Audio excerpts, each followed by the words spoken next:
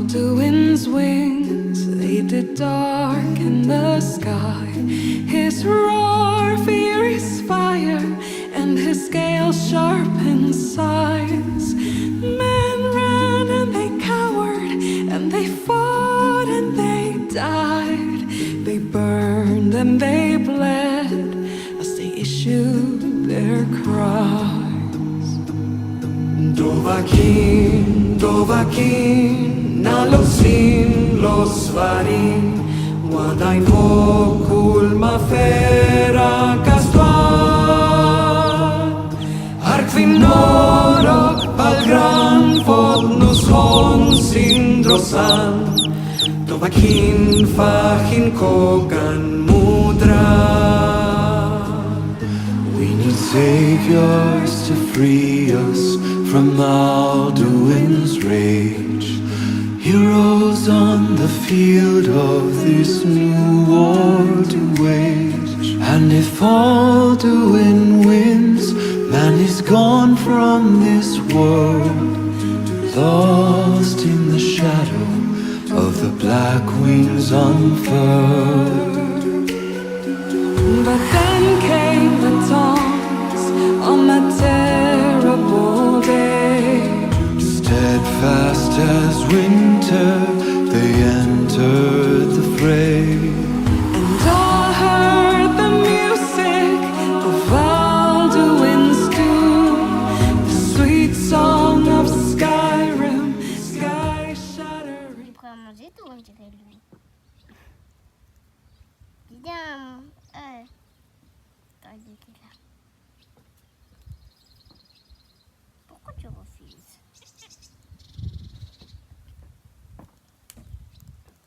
Oh bah il veut pas.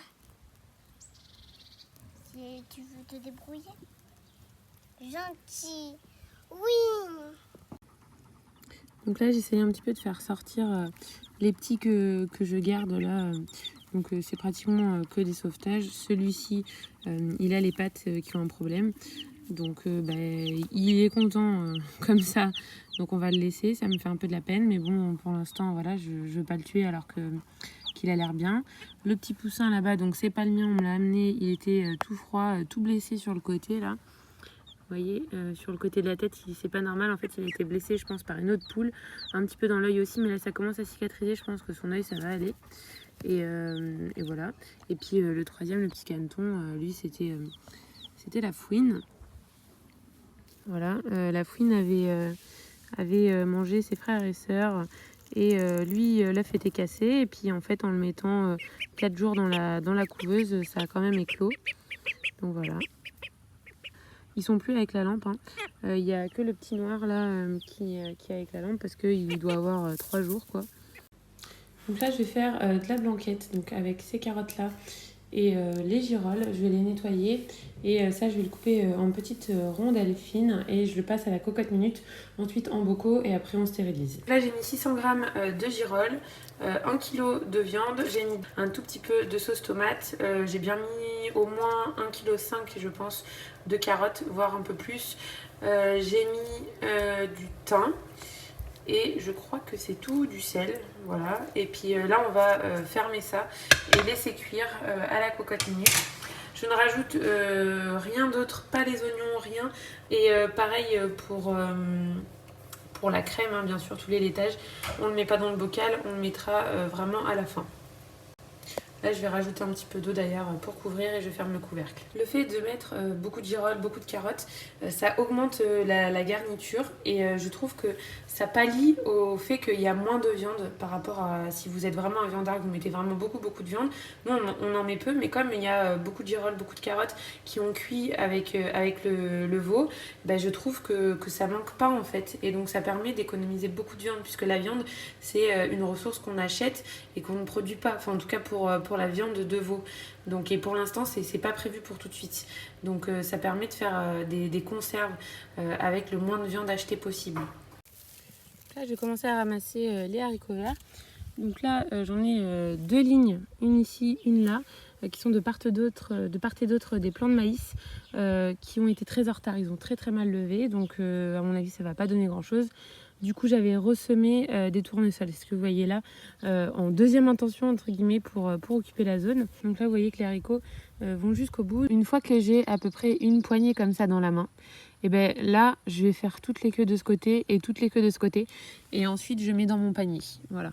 Comme ça, je n'ai à prendre les haricots comme ça qu'une seule fois. Voilà.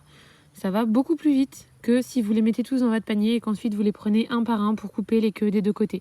Je ramasse jusqu'à avoir une poignée complète comme ça.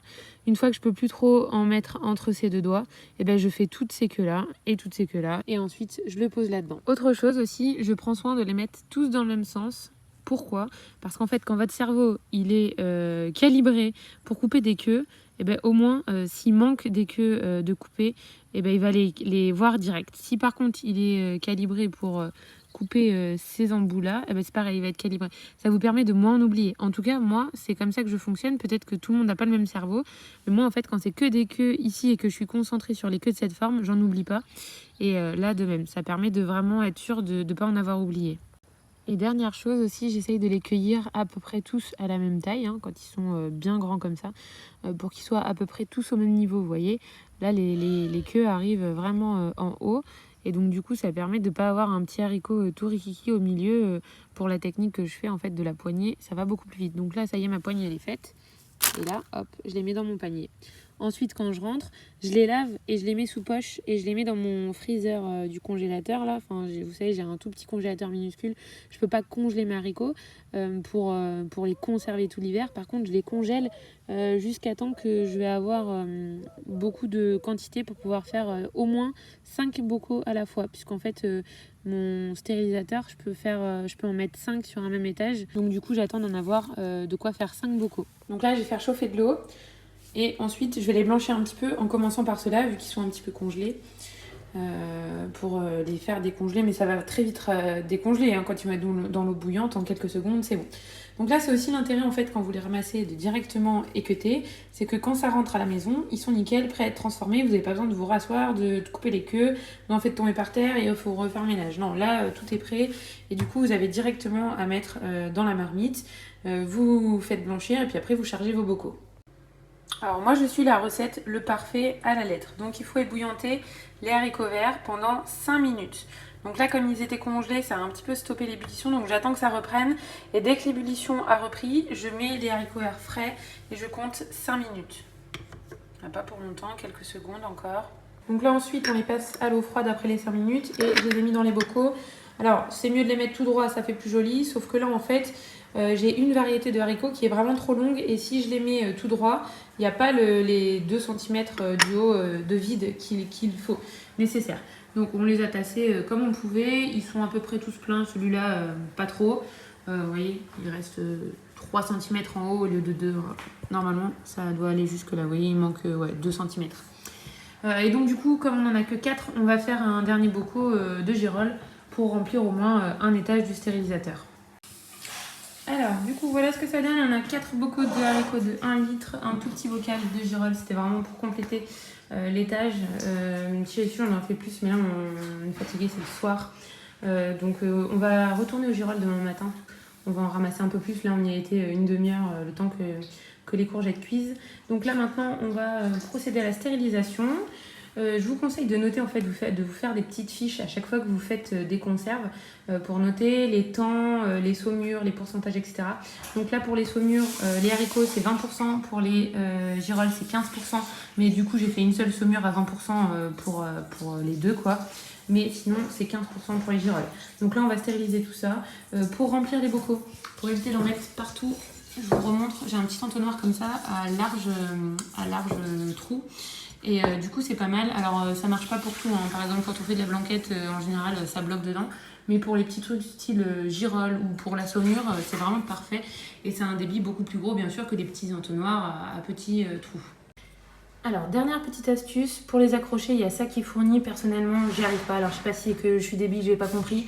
En gros, quand je le mets et que j'appuie, ça les cale correctement au départ. Mais dès qu'on met l'eau, il flotte, ça se barre, ça tombe. Du coup, ça, on l'utilise plus du tout. Par contre, ce que je fais, quand on fait les bocaux, il y a toujours 36 torchons parce que moi je pose un torchon, je pose les bocaux lavés propres dessus pour qu'ils sèchent.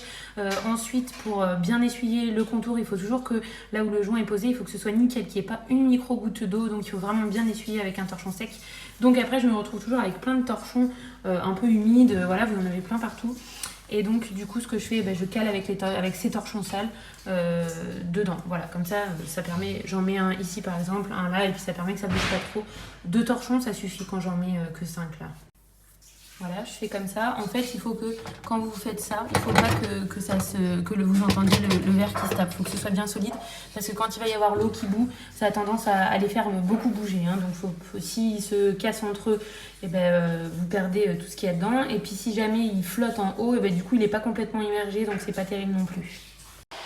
Donc, avant, on était sur un petit réchaud et avec la grosse bouteille de gaz. Et du coup on a arrêté de faire ça parce que déjà je trouvais qu'il fallait sortir tout ça, c'était le bins, en plus on ne le mettait pas ici, on le mettait dans le garage parce que ça mettait vraiment du bazar partout, je trouvais de sortir tout ça, c'est un gros réchaud en fonte très lourd, enfin voilà. Donc du coup on a pris ce stérilisateur, je crois que c'est Guiola, il est vraiment très pratique. Donc pour l'instant je fais avec ça quand on a de l'électricité et puis si un jour il y a un problème, on a toujours celui au gaz où on peut faire un feu, il n'y a pas de souci. Mais là vraiment je trouve que c'est un gain de temps inimaginable, surtout que vous avez un minuteur. Donc nous souvent en ce moment là on n'a pas beaucoup pris de vacances, là je suis en vacances depuis vendredi. Donc souvent quand on n'a pas de vacances, on n'a pas vraiment le temps de passer des journées entières à faire les bocaux, donc on récoltait et puis des fois je lance le truc le soir. Et avec le minuteur, des fois quand c'est 2 heures et que je lance à 23 heures, j'ai envie d'aller dormir quoi. Donc on va dormir et puis ça s'arrête tout seul et puis le lendemain l'eau est froide, on les sort. Donc c'est vraiment très pratique et je ne regrette pas cet achat même si ça consomme un petit peu d'électricité, pas plus que le reste. En plus la cuve elle est pas mal et il y a un petit robinet pour le vider. Donc voilà, c'est assez sympa. Et puis n'oubliez pas de mettre l'eau un petit peu plus haut quand même que les bocaux parce qu'il va quand même y avoir un petit peu d'évaporation pendant la stérilisation. Donc là j'attends que ça boue et à partir du moment où ça boue, je mets le thermostat, là, le chronomètre, je sais pas comment ça s'appelle, ou un chronomètre, pour le temps indiqué sur la recette. Donc là on est le lendemain matin, donc c'est bon, ils sont froids, on les sort du stérilisateur.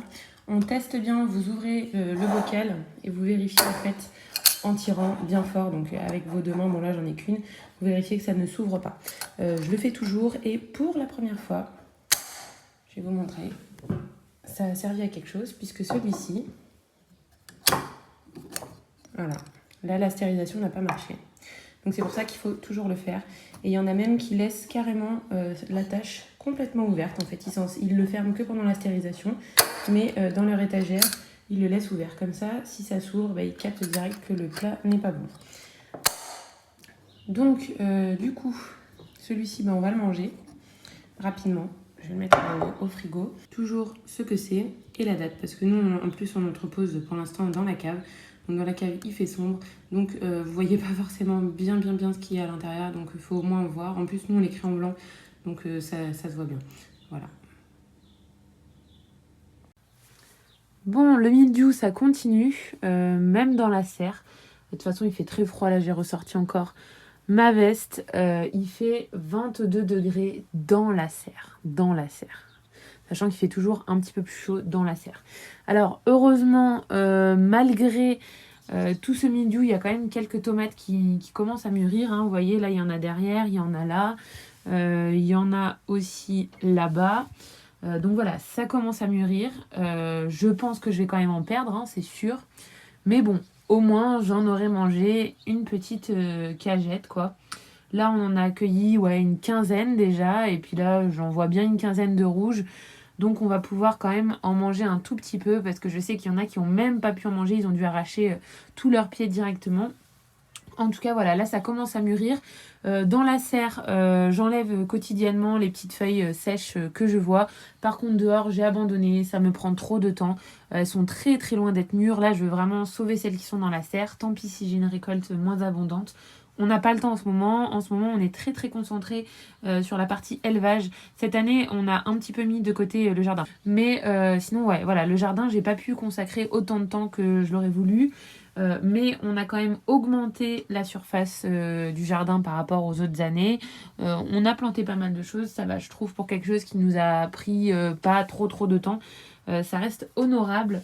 Là, on a même des petits poivrons, des petits piments qui sont mûrs. Voilà, il y a quand même pas mal de choses à récolter en ce moment. Là, je suis à peu près à 3-4 kilos de récoltes diverses et variées par jour, sans compter les pommes de terre, hein. Donc voilà, en ce moment, on ramasse beaucoup de courgettes, concombres, carottes, tomates, haricots verts, salades, oignons. J'ai ramassé des échalotes aussi. Donc voilà, c'est ce genre de récolte qu'on a en ce moment. Donc voilà, en ce moment, on est vraiment concentré niveau élevage parce qu'on a refait toute la pâture, des broussailllages et tout pour que ce soit bien entretenu, bien propre. On a donc là on a quand même pratiquement 30 volailles côté poule. Donc voilà, ça nous occupe en ce moment et du coup ça nous prend un petit peu de temps. Donc j'ai pas le temps de passer 3 piges à enlever les tomates qui sont contaminées, sachant que dehors elles sont très contaminées. Donc voilà, c'est bon, j'ai abandonné, tant pis. Voilà. Voilà, ça commence sur certains fruits. Donc là, celle-là elle est immangeable. Donc ouais, je pense que je vais en ramasser le plus possible, même si elles sont pas mûres, quoi, hein, parce que là, c'est trop risqué, quoi. Donc voilà, celle-là, je vais les faire mûrir en intérieur parce que j'ai vraiment trop peur. Je vais peut-être même, je pense, passer un tout petit peu de bicarbonate dessus au cas où. Mais voilà, j'ai trop peur. Certes, elles auraient été bien meilleures si elles avaient un petit peu plus de maturité. Mais il vaut mieux manger une tomate moins bonne que pas du tout de tomate. Donc je vais voir. De toute façon, même celle qui était mûre à point, je les trouvais pas fantastique. Donc à mon avis, ça ne va pas changer grand-chose. Et puis voilà, au moins, j'aurai ramassé au moins 2-3 kilos de tomates depuis le début. Je m'estime heureuse parce qu'il y en a qui ont eu 0. Voilà, même si c'est bien loin de ce qu'on avait prévu en termes de quantité de pieds plantés. J'en avais une 50aine de plantés et de beaux comme ceux-là. Hein, je veux dire, je parle pas de ceux que... Au départ, je crois que j'en avais fait 70. J'ai semé 70 graines et au final, ça m'a donné 50 pieds de tomates grands, adultes, productifs, qui fleurissent, qui font des tomates. Et là, le mildiou m'en a bouffé 3 entièrement que j'ai arraché. Le reste vivote dehors. À l'intérieur, c'est en train de continuer, mais bon, voilà. Donc, faut s'estimer heureux, même si c'est pas parfait. Les piments et les poivrons, j'ai pas mis de tuteur et je regrette. Parce que vous voyez qu'il y en a vraiment beaucoup. Et là, ce pied-là, il est en train de complètement se coucher. Et normalement, il est beaucoup plus droit. Et c'est très lourd. Hein. C'est-à-dire même là, et il y a des gros poivrons. Alors, donc là, on va ramasser ici. Je suis incapable de vous dire si elles ont chopé le mildiou ou pas. Parce que les feuilles ont séché. Au départ, ça a jauni, ensuite ça a séché. Vous voyez, le jaunissement qu'il y a ici. Je ne sais jamais en fait si elles ont la maladie ou si c'est le jaunissement et le fanage classique de la pomme de terre. Toujours est-il que je trouve que les bulbes sont pas ouf. C'est de la binge. Normalement, l'année dernière, quand j'avais fait, on avait des grosses patates. Oula, je suis un peu près là. On avait des grosses patates comme ça. Et là, je trouve que c'est des toutes petites patates. Je vais vous montrer. Mais donc là, je vais récolter parce que je me dis si c'est du mildiou, hop, autant bazarder tout ça. Mais ce qui m'étonne, c'est que les tiges ne sont pas noires. Donc ça se trouve, elles se sont peut-être juste chopées un peu l'alternariose. Et puis après, ça a séché et vieilli normalement. J'en sais rien. Dites-moi si vous avez l'habitude de faire des pommes de terre, si elles peuvent ressembler à ça. Parce que moi, en fait, les autres années, je laissais le feuillage sécher, mais elles n'ont jamais été à ce stade, c'est-à-dire redressées et sèches. Moi, quand je m'en apercevais, en fait, elles étaient toutes couchées. Donc, je sais pas si c'est normal quand elles sont sèches, mais toutes droites et pas couchées au sol. J'en sais rien, en fait. Nous, ça fait que 3 ans et demi qu'on est là. Ça fait que 3 ans et demi que je fais des pommes de terre. Donc en fait, pour ça, je suis un peu bébête, quoi. Donc, on va le mettre dans des petites cagettes. Donc, ça, c'est celle que j'ai ramassée en bas. Et maintenant, on va ramasser celles qui sont ici. Voilà, là, c'est un pied. Il y a 2 pommes de terre d'un calibre à peu près intéressant, bien que c'est quand même beaucoup plus petit que l'année dernière. L'année dernière, j'avais vraiment des mastodontes. Hein. Ils faisaient 2 fois cette taille en longueur, quoi. Pas en largeur, mais ils étaient plus longs, quoi. Ils étaient grands, comme ma main, quoi. Vraiment des grosses bonnes patates. Et là, vous voyez que sur un pied, il y a 2 comme ça, une moyenne, et après que des petiotes, mais vraiment toutes petiotes, quoi. Donc là, j'ai fait à peu près 2 mètres carrés, juste là autour de moi. Donc, attendez, je vous mets de plus loin. J'ai fait ici, là devant mes pieds, et un petit peu là, et sous moi. Voilà, donc ce petit périmètre là, bon, ça fait peut-être un peu plus de 2 mètres carrés. Ça fait 1 mètre par 1,50 m. Eh ben non, ça fait 1,5. Bon, on va dire 2 mètres carrés. Il y a quand même des patates. Il y a quand même des patates assez belles, mais pas ouf non plus. Et puis il y a beaucoup de petites quand même, hein. Beaucoup de petites. Bon, nous ça nous dérange pas, hein, mais voilà. Bon, ça reste honorable, surtout qu'il nous en reste toute une tripotée là, hein, jusqu'en haut. Alors, pour récolter, il y en a qui le font à la fourche bêche. Moi, je préfère des petits outils comme ça. Alors, soit vous prenez un manche long et vous le faites de debout. Ensuite, vous faites des squats, vous descendez à genoux et vous ramassez vos pommes de terre. Ou alors, une deuxième personne ramasse les pommes de terre pendant que vous, en fait, vous ouvrez la terre. Moi, ce que je fais, en fait, j'aime bien être sur mon petit tabouret d'enfant, vous savez, celui que je vous montre toujours. Donc, je me mets sur ce petit tabouret. Avec ça, je passe et en fait, oui, je vais vous montrer. Je tape pas comme ça en fait. Ce que je fais, c'est que je fais ça délicatement et je tire. Parce que quand vous faites avec la fourche bêche, vous êtes obligé de planter comme ça dans la terre. Donc s'il y a des pommes de terre ici, et ben en fait vous piquez vos pommes de terre, elles sont abîmées, elles ne pourront pas se conserver, vous allez être obligé de les manger rapidement. Et donc si vous faites comme nous beaucoup de surface, vous ne pouvez pas tout manger rapidement. Donc moi j'utilise ce petit truc parce qu'en fait quand je fais comme ça je blesse aucune pomme de terre. Là vous voyez il n'y en a aucune de blessée. Et le fait de blesser aucune pomme de terre, ça va faire que vous pouvez les garder bien plus longtemps. Enfin vous pouvez les conserver correctement. Donc voilà, peut-être que ça prend un peu plus de temps qu'avec un manche, mais vu que je suis assise, moi je suis au même niveau que les pommes de terre, donc je fais ça et ensuite je ramasse mes pommes de terre. En fait je crois que là, celles-ci elles ont le mildiou. Ça fait pas pareil que les autres, vous voyez. Là la tige est brunit. Donc je pense qu'en fait celles-ci elles sont en train de vieillir tout à fait normalement puisque la tige n'est pas atteinte. Celle-là par contre en plus on reconnaît celle-là par contre je pense que c'est le mildiou, en plus on reconnaît la moisissure là sur le dessous des feuilles. Donc celle-là ce qu'on va faire c'est que je vais l'enlever et je vais me dépêcher de la manger celle-ci. Donc aujourd'hui on va s'occuper de cette zone là qui est envahie de ronces et d'orties. En plus c'est pris dans le filet là-bas, donc on va tout enlever parce que le but en fait c'est de refaire une deuxième clôture en devant de la vieille clôture qui est derrière, qui ne nous appartient pas. Donc nous en fait on va s'approcher à peu près 30 cm de celle-ci. Donc il faut qu'on débroussaille tout ça puisque bien sûr il faut qu'on y ait accès et que ce soit propre pour mettre le grillage bien propre, bien tendu. Donc ça c'est notre boulot d'aujourd'hui.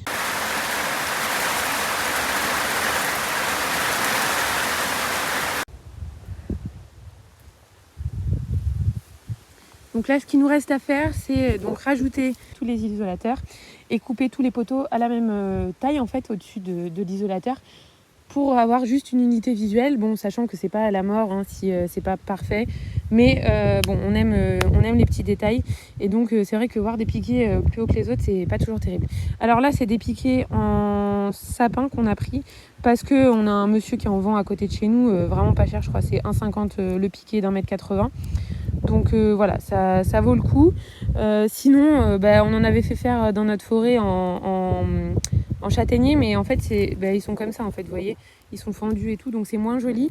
Et là en fait comme c'est la parcelle qui est collée à notre terrain, je voulais que depuis la maison ça fasse propre en fait, vu que vous voyez mon salon il a vu par là, je voulais que ça fasse propre et que ça fasse une belle clôture.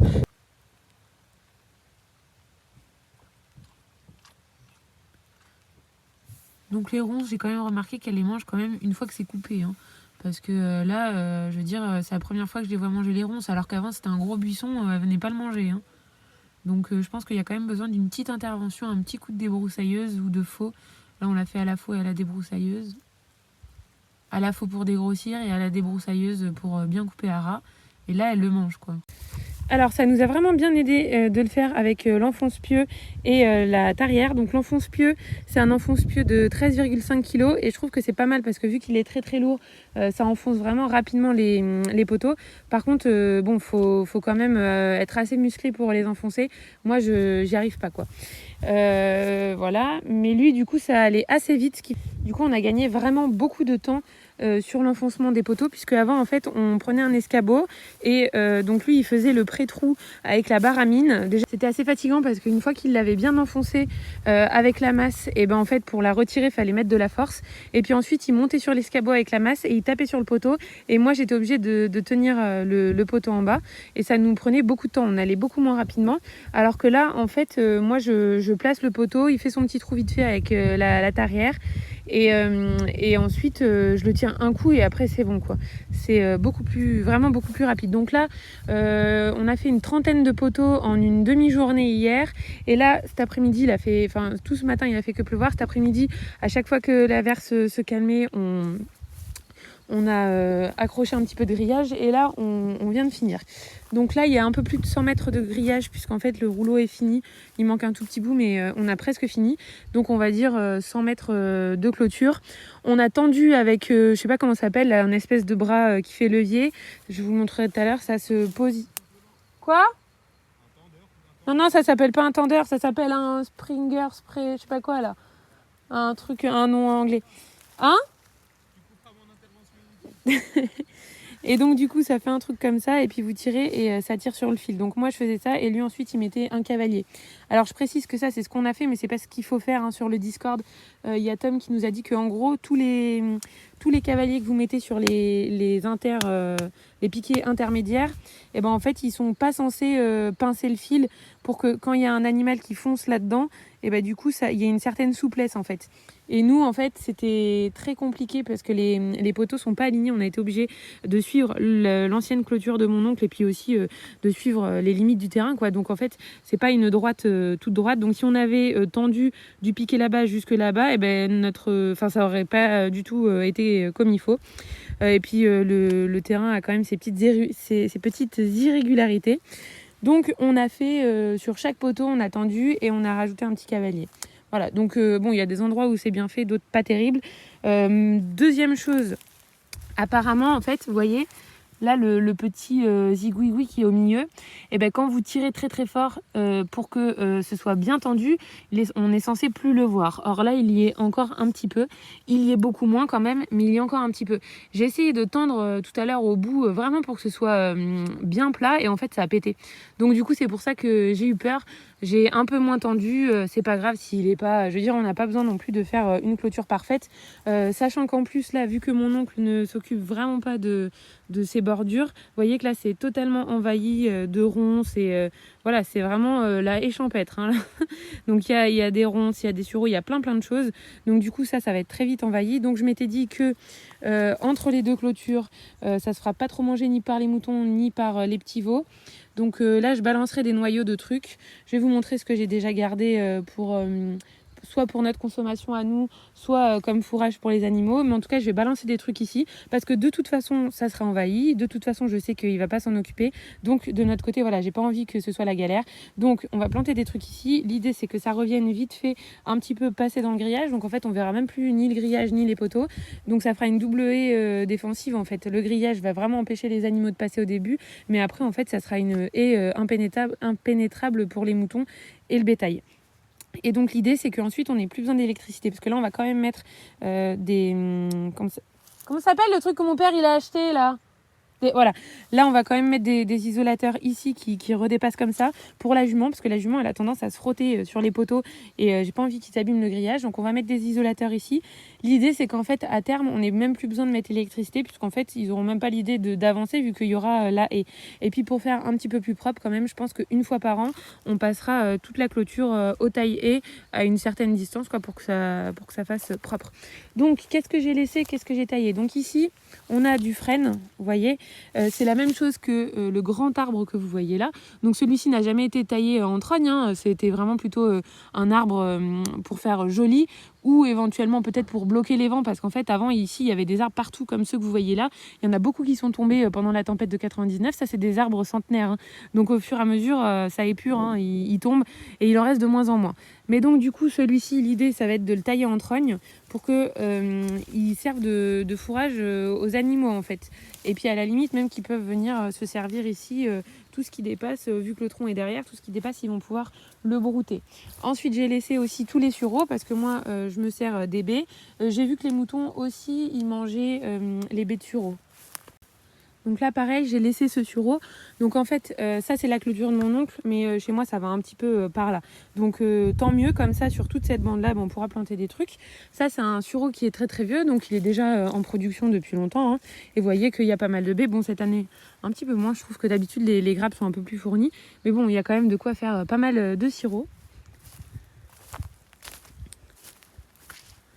Ensuite, ici, c'est pareil. J'ai laissé 2 sureaux qu'on a taillés pour nous faciliter la vie pour la clôture. Mais après, je les laisserai s'épanouir comme ils veulent. Donc sur celui-là, j'ai fait un tronc. En fait, c'était vraiment un buisson. Hein.